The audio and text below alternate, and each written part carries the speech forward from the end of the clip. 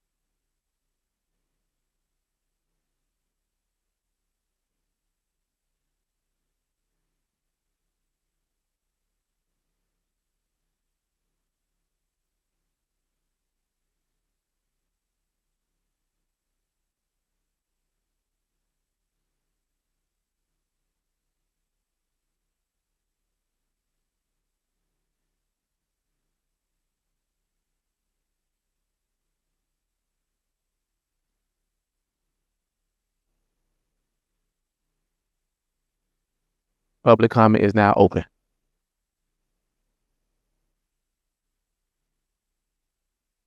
Going once, going twice. Speak now. All right. Public comment is now closed. Thank you. All right. We're going to get ready to move on to our first item. Our next item is check presentations for, or do we have any announcements? We don't have any announcements? All right.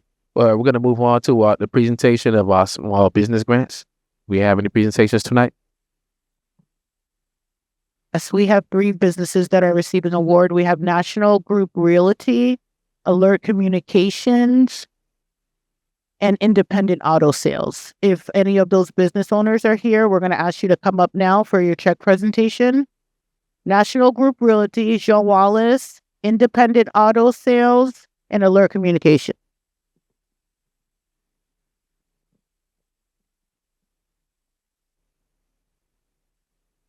Dope.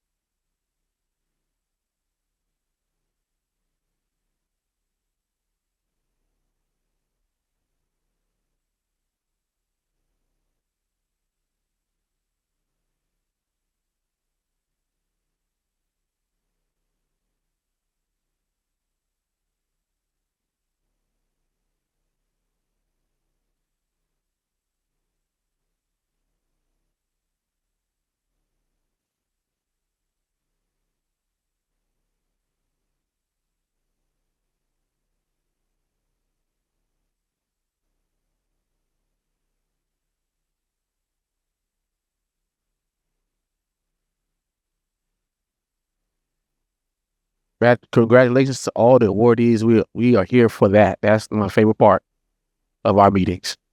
Moving on to our next item, community briefly, quarterly report from the City of Miami Police Department.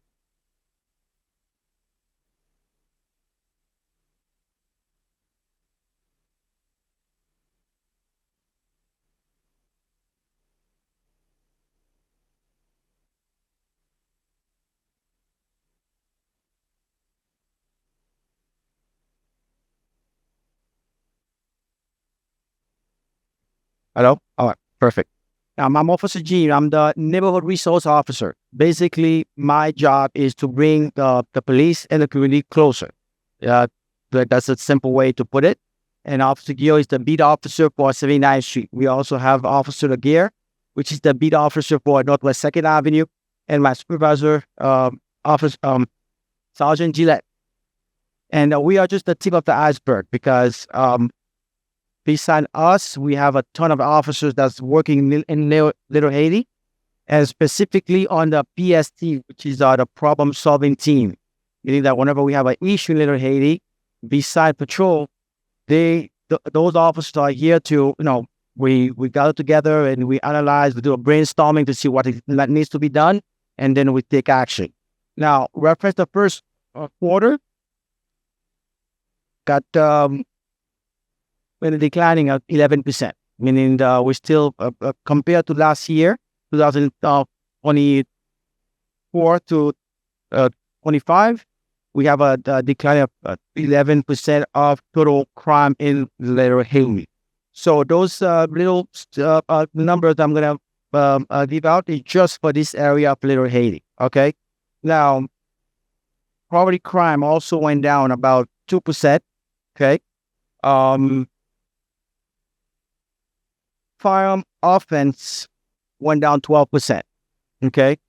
So basically, violent crimes are declining, all right? And we also identify most of the hotspots in Little Haiti. We had issues. Well, basically what we did, we divided Little Haiti on 5 sectors, okay? And we customized a program to face those problems depending on the area. Everybody hear me okay? All right, good. So yeah, basically that's what we've been doing. It works. For example, we have sector 1, 2, 3, 5.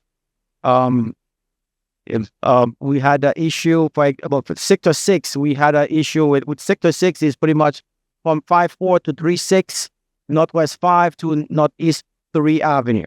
So we had a slight increase in burglary. But so what we did, our team got together and we had 2 or 3 repeat offenders. And also we talked with all the neighborhood in the area. We tracked down those individuals and they got arrested. And we didn't stop there. So what we also did, we went also through bond hearings, meaning that a lot of them, the subject, they keep repeating themselves doing the same crime. So what we did, we went to a bond hearing, and also we spoke with the attorney. We spoke with the judge. Okay, we did the history of each subject, and also we implement so they can increase the bonds. All right, and some of them still in jail right now. We did the same thing. We had also sector 1, sector 2. We had an issue with retail theft. Okay, so we did the same thing. So we tracked down those subjects. They got arrested. We went to the bond hearing, and they got anchor monitor, more bond, so they can't pay for it. So they should,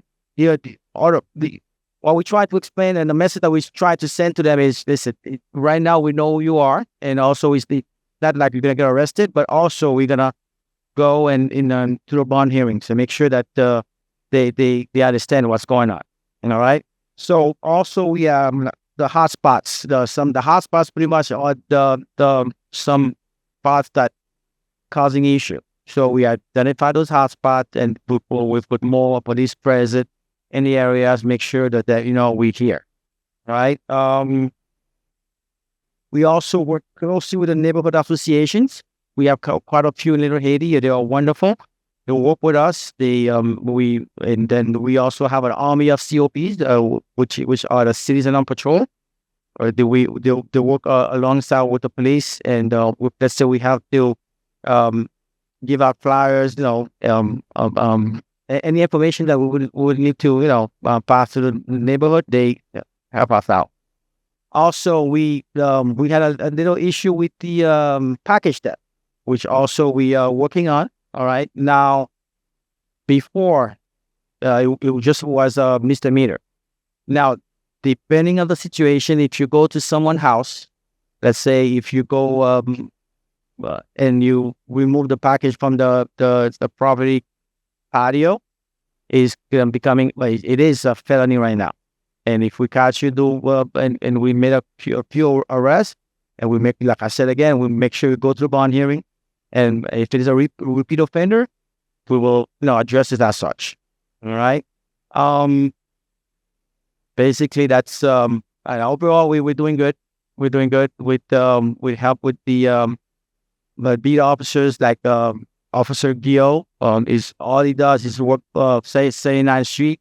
Officer Legear, all she does is Northwest Second. We have another officer in Northeast Second, and we try our best. Thank you. I do have one question. I do want to do a follow-up question on your presentation. Thank you so much. I would like to know what community policing programs you have for the youth and how you're getting the youth involved. I did a run walk in the city of Opelika about a month ago, and one thing I noticed that they have like an Explorer program, and they have the young people actually come out there and run and exercise. That's just one way of keeping kids out of trouble. Can you speak to some of the community programs that you might have for the youth in Little Haiti? Oh, yes, we do have the same program called with PAL. Okay, and also what we do, we work closely with the SROs. That's the one that we work to schools only. Okay, so I go every elementary school or high school. So any issue, they let me know that I'm one of the neighborhood resource officer, and we try to seek help, whether we work with gang alternative, and also a lot of churches that has program help to you. As far as this, we had a power program. We did the same thing where they come out. They wear uniform. They do exercise just like the same program as the local police had. I would just I don't know what the protocol is for when y'all do reports, but I was wondering if maybe you guys could add the progress, like the enrollment, the engagement, participation for the youth. I just think that as a person of the community, it's really important that we engage youth and that we know. So it becomes part of the culture. It becomes like kids have something to look forward to. So if y'all have those programs, maybe in y'all reporting, you can be like, hey, enrollment is up, enrollment is down, and maybe we can help create a pipeline so that there'll be more activities for our kids. Yes, actually last month we had a meeting with Edison Senior High, okay, with all the seniors, and we spoke about that. Actually, we gave them a few advice, and also we let them know exactly. We give them my personal number, other officers' phone number, and the issue they have. We have program that can help out. We also reach out to the parents, because it's not even the kids, but the parents as well. So if we go out, and we let them know that we have some program to help them out. All right. But thank you. Quick question for you: the report that you gave, is that a written report or just the data that you had? When we report, like what can I talk about the crime stats in the various areas? They've gone up, they've gone down. What you've done to try to stymie some of that stuff? Is that an actual report? That's actual report, actually.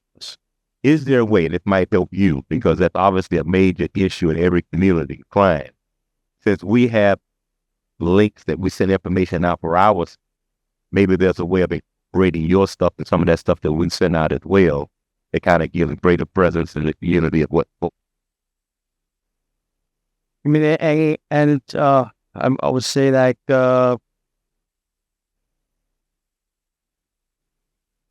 You don't have to answer that. no, I understand, but that's No, we, what we do is when we do have community meeting, okay, we pass out those information as well.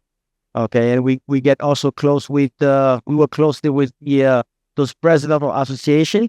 Any information that they need, they usually call me and provide all the information that they seek. yeah, but most of the time it's the same group of people that show up at each little meeting. If we're putting it out on our website, it might be a greater volume of. I'll take note of it. Definitely, it's something we can sit down and discuss more about it. Definitely. All right, thank you very much. Thank you.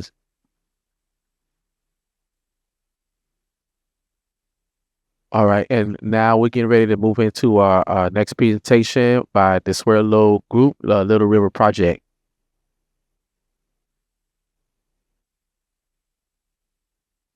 Okay. All right.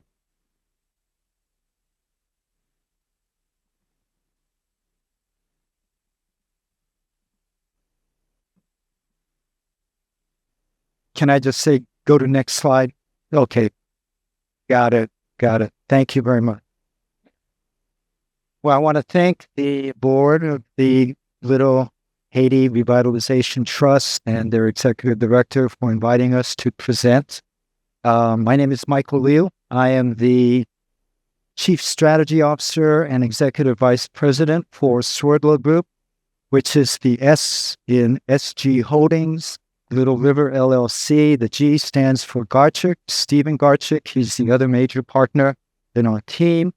And tonight we have with us another major partner, Mr. Alvin Duffy here, who you know, and also as part of our community engagement team, we have Ms. Sharice Chester and Ms. Stefan, who's with her. And I think many of you are very familiar with our team. I see many folks here who I've met over the years during my years with the county. So again, thank you very much. So let's go to the, okay, sure, thank you. So let's go to the next slide. Who's got, next slide.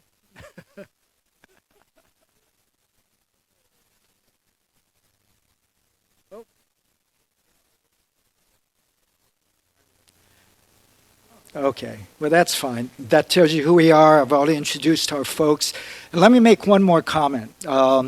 This has to do with the whole environment of community engagement in Florida.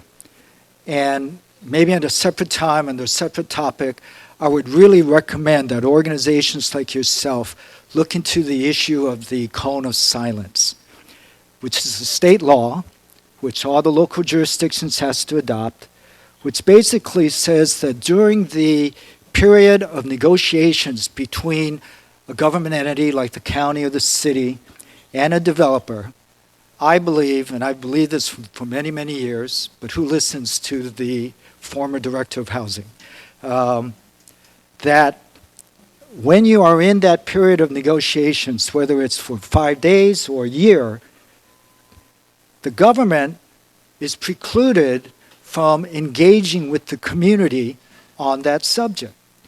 And the fact that many of the developers' engagements have to include the government, it really prevents us from having the kind of engagement early in the process that would provide for, I think, better engagement and for better products at the end of the day. But another subject for another day. We are where we are right now. We're happy to be here, and we really do appreciate the chance to present our project. Next slide. Okay, what is the Little River Project? This project is based on the Rental Assistance Demonstration Project program, which is a HUD program, which I'll get into a little later. And we responded to a request for applications, requests for proposals back in November of 2023. That's how long ago that we applied. So over a year now, well over a year, we're finally at the stage where we can talk about it with the community. Total acreage, including streets, et cetera, it's about 70 acres. It's within the city of Miami.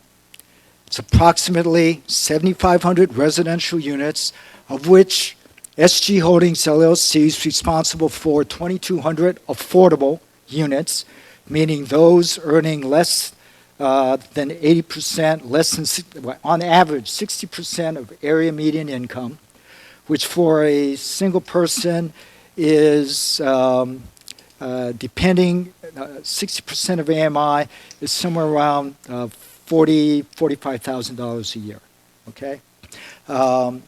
And 3,500 workforce, which means people who are in between 80 and 120% of AMI, folks who work for the police department, our teachers, folks who work for our water and sewer divisions, et cetera, et cetera. And there are another 1,800 units that are going to be built by a collaborative partner called AJ Capital, which owns privately owned property within the middle of our two anchor projects. We have 400,000 square feet of retail and commercial space, which is anchored by a Home Depot and by BJ's. And we are committed to finance, out of our own pocket, approximately $35 million tri-rail station to be built right within the district on existing tracks, so no one has to move to build new tracks at all, which will provide for connectivity, 10-minute ride down to the Overtown Central Station, of which, of course, then links to the whole county. Next slide. The total development cost for the project is about $4 billion. We plan on completing it in about 8 years, and the revenue generated for the county is actually greater than $9 billion. It's $9.5 billion. That is what the county is going to earn from this project as part of a revenue sharing plan that we are committed to working with them on. So that is a huge resource to the county for housing, community development, and economic development. So we certainly encourage you all to work with the county, talk to the mayor, talk to your elected commissioners, etc., about how to use this money over the term of the lease. It's a 99-year lease, renewable for another 99 years. I mentioned the Rental Assistance Demonstration Program, the RAD program. The core of that is 314 public housing units that we are, by law, have to replace, whether they're occupied or not, okay?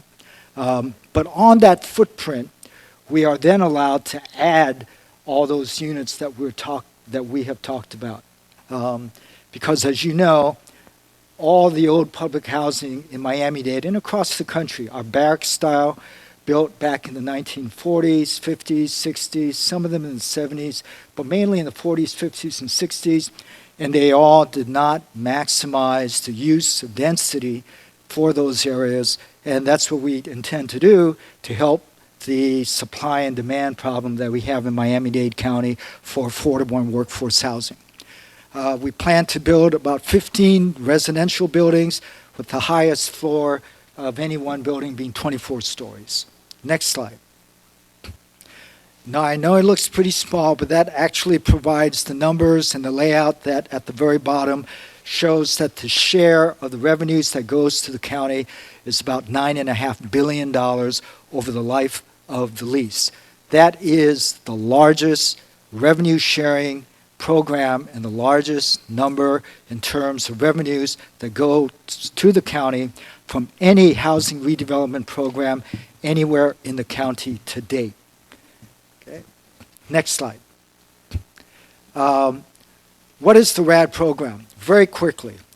So I'm going to go over this because it's rather detailed, but to make it more understandable and sort of doing the work of the Housing and Community Development Agency for them. The Rental Assistance Demonstration Program was developed by the Obama administration back in 2012. And it was preserved. by the Trump administration and continues to be preserved by the Trump administration. So this is one of the few things in Washington which is bipartisan in nature. And what does it do? Okay?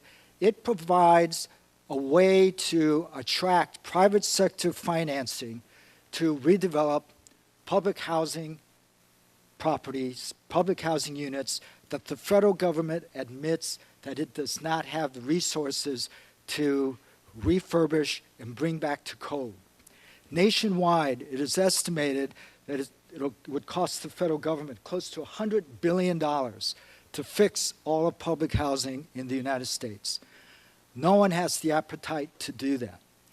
When the Democrats were in control under Biden, Congresswoman Maxine Waters submitted a bill that had $70 billion in it to help to refurbish public housing, and unfortunately, it went nowhere. However, RAD is a way to use what is called Section 8 project-based financing to provide for 20-year contracts a steady and guaranteed stream of income for the redevelopment of public housing. Currently, public housing is redeveloped on an annual basis through appropriations. And the appropriations process, as you probably know, is fraught with uncertainty. Every year you hear about, oh my God, the government is going to stop and go out of business because the House and the Senate can't agree.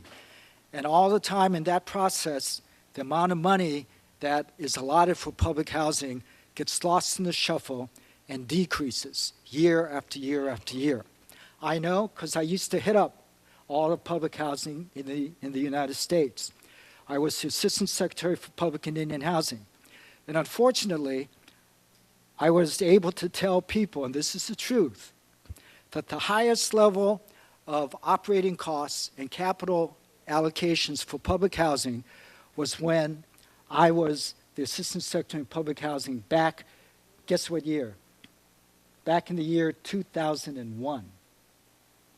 And that's a sad statement, that since that time, the amount of dollars, and these are absolute dollars, okay, not even accounting for inflation, the highest level of financing for public housing was 25 years ago. That's why RAD has been such a godsend to public housing authorities across the country.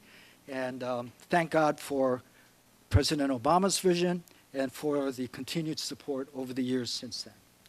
So that helps us get through a number of slides. Next slide. Next slide. Next slide. Next slide. Okay, real quickly, some of the key things of RAD. One-for-one replacement, as I said, for every single public housing property in the area, and there are 314 of them, regardless of whether or not they are occupied, we have to replace with a comparable unit. So if a family, let's say, is in a 3-bedroom unit, then we have to make sure that we have a 3-bedroom unit for that family in the new in the new developments. But we're also able to, partly because of the steady income stream that is now available through the project, and because we have the land and the density, we can build additional units on the same footprint, which allows then for more housing, more affordable housing, more workforce housing in Miami-Dade County, which was reported by FIU and by Miami Homes for All just last year. They're still in need of the county of close to 100,000 affordable and workforce housing units in Miami-Dade County. Next slide. Next slide. Next slide.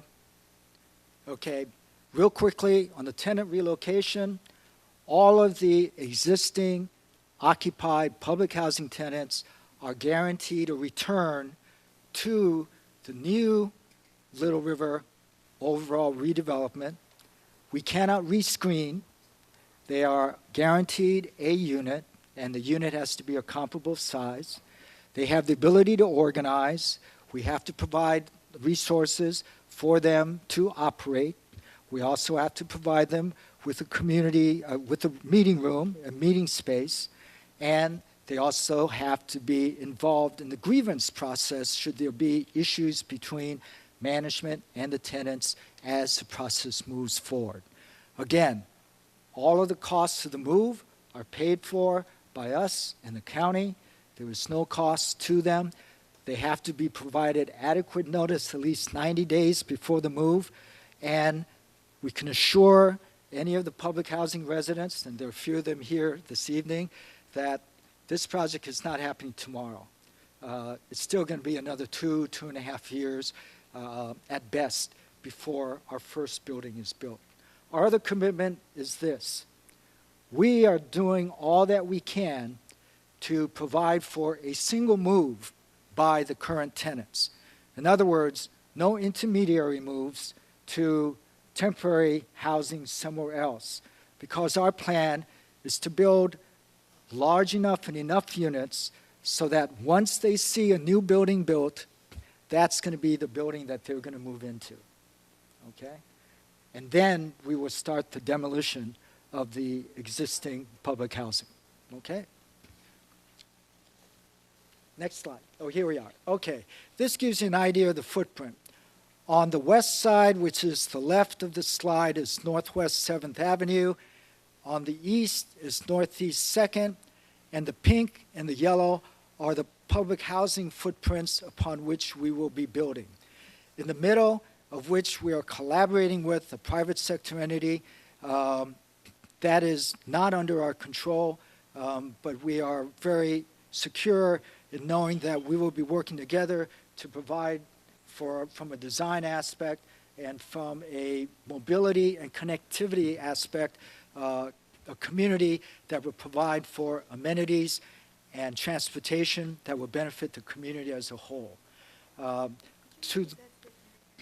Right, so on the north is Northwest 7th. On the east is Northeast 2nd Avenue. To the north is 75th, really, that's where the dotted line is, and to the south is 71st, okay? 75th, and to the south is 71st. North is 75th, okay? All right, next slide. This gives an idea of what Victory Homes looks like right now. You can tell barrack style. And again, you see the infamous I-95 that breaks up the community. Our development will take up both sides, and we believe help to create an ability, a reason for the community to stay together despite I-95. Next slide. We are financing and making a commitment to build at that location in the pink circle there a tri-rail commuter station that will then provide for the community to connect directly down there to the south where is the Miami Central Station, and then to the west to Hialeah and Metro Rail that can then connect to the various places, to the airport, etc. Again, we're financing that. We have it approved. It's on the long-range transportation plan, which is put together by the Miami-Dade County Transportation Planning Organization. So it's approved. It's going to happen. Next slide. Here's some pictures. This is what we envision the tri-rail station to look like. Next slide. This is the entryway to the tri-rail station. And we do plan to have a circulator throughout the community that will be running 24/7 at our expense to allow for the residents of the area to stop at the train station, but also throughout the community. Next slide. This gives you again the idea of the mobility network. The red lines and blue lines outlines that. Next slide. Again, another rendering of the connectivity from west to east and vice versa. Next slide. Another picture. Next slide. And this is what we envision some of the buildings to look like with green space. Next slide. This is the shopping promenade looking from east to west. Next slide. Again, in the middle of the old Victory homes, we have a courtyard with a park, a 2-acre park, and with surrounding buildings. Next slide. We will have some townhomes, about 20 to 24 townhomes along 71st Street, where the New Haven Gardens site is right now. Next slide. And here are some of the community amenities: computer lab, with a community room, fitness center, crime prevention through environmental design, SEPTED, free Wi-Fi in the common areas. We also will have free Wi-Fi for the RAD units. We'll have swimming pools in all of the buildings, on all of the residential buildings, green space, gated parking lots, key fob entry, parking for bikes, generators for the community space, walking paths, and pavilions throughout the 65, 70-acre development. Next slide. Unit amenities, washer and dryers in every unit, free high-speed internet for 3 years among all of the buildings, but for the RAD units, we'll have free Wi-Fi for 20 years. Granite or comparable material countertops, dishwashers, every unit, of course, refrigerators, HVAC, smart fan systems, tile flooring, electric water heaters. And this is what some of the units will look like. These are pictures from the Sawyer's Walk project that we just completed this past summer. This is in Overtown. I think a number of our public housing residents has visited Sawyer's Walk, and I think they were very impressed with what it looks like. Next slide. These are some of our early community partners. We have more, but these were partners in our earliest list: the Archdiocese, the Epilepsy Alliance, Martin Luther King Community Development Corporation. Next slide. We certainly will have more of these meetings as we go along, and Ms. Chester will be helping us. We actually have 2 websites already that has information on our project, littleriverproject.com and littlerivercommunitybenefits.com. So please, if you want to get more information, feel free to look up on those things. Real quickly, I'm going to leave here, Madam Executive Director, and for the board. This is in rather small print, and I'd hoped that I would have gotten a more up-to-date, but it didn't come out until today. This is the actual community benefits agreement, which is attached to the formal resolution which was passed for the lease by the Miami-Dade County Commission on April 1st. I'd hoped that the county attorney's office would be as efficient as the city attorney's office, but unfortunately, they did not, and we actually only got a draft this morning. So I'm going to pass this out, and each of the board members can have a copy. And I'm going to read this through, if you don't mind, because I think it's very important. Is that okay?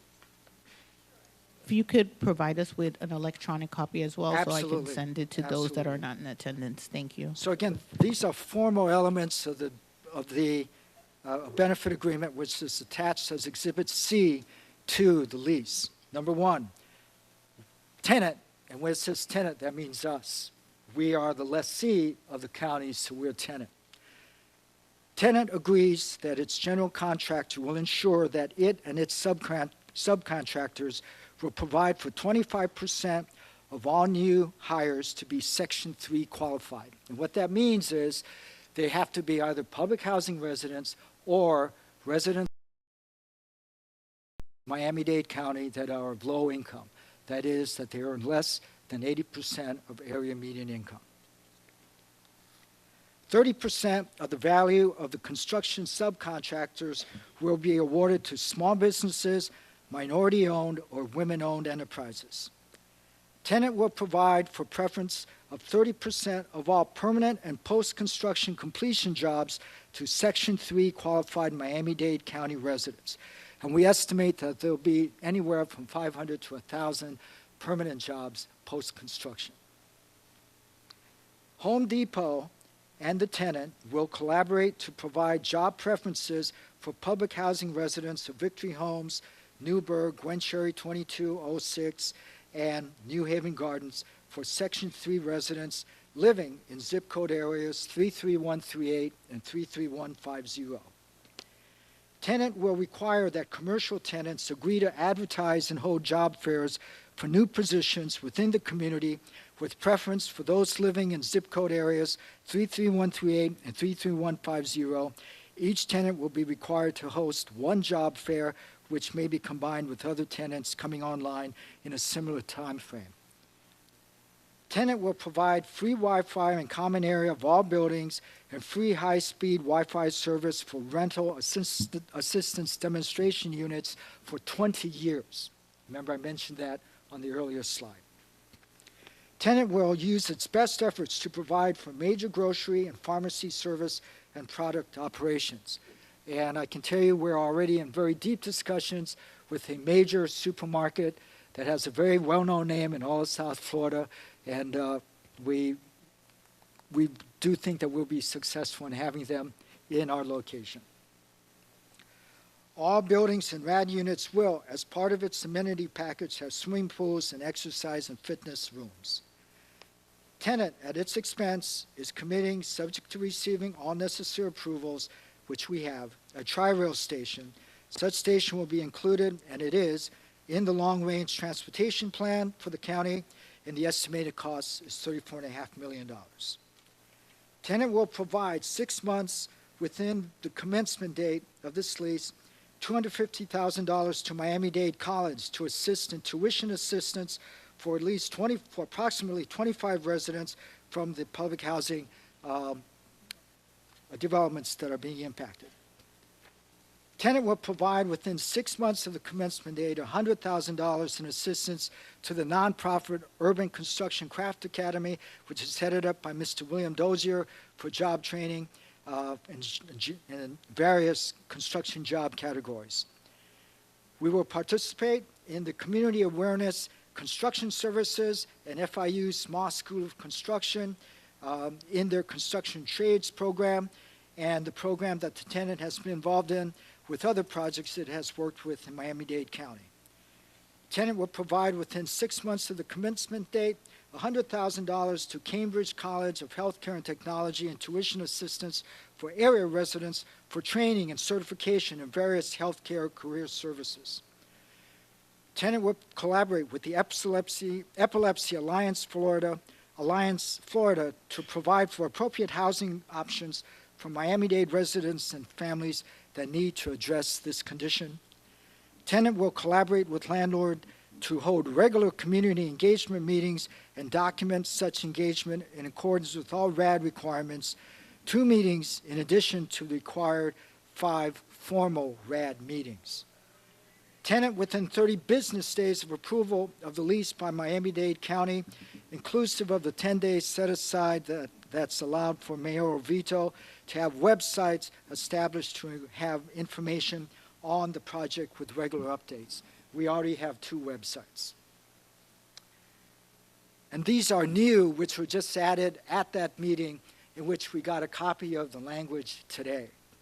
We will provide for fully furnished units for the RAD units.